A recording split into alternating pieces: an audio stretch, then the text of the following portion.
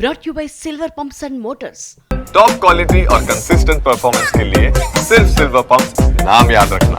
విలీన చర్చలపై కవిత వ్యాఖ్యలకు స్పందిస్తూ బీఆర్ఎస్ బీజేపీపై మంత్రి శ్రీధర్ బాబు విమర్శలు చేశారు.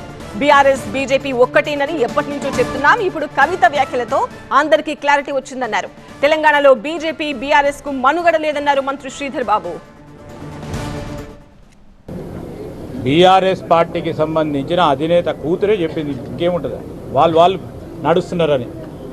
ఇంకా మేము చెప్పేది ఏముంటుంది, వాళ్ళ పార్టీ ఈరోజు మేము అనేక సందర్భాల్లో చెప్తా ఉన్నాం, బీఆర్ఎస్ బీజేపీ కలిసి నడుస్తున్నాయి అంటే కాదు అని చెప్పారు. కానీ స్పష్టంగా వారి ఇంట్లో నుంచి వచ్చింది మాట, ఇంకేం చెప్పేది.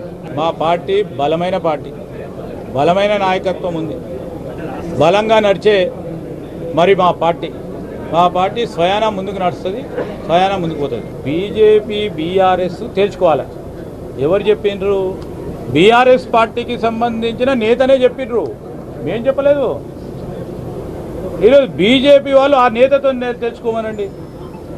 ఆ నేతలందరితో నడుస్తున్నారు, ఈ నడవద్దు అని చెప్తా ఉన్నాము, మాకే తెలుస్తుంది, మేమే నడిపించినామని చెప్పిండ్రు వాళ్ళు.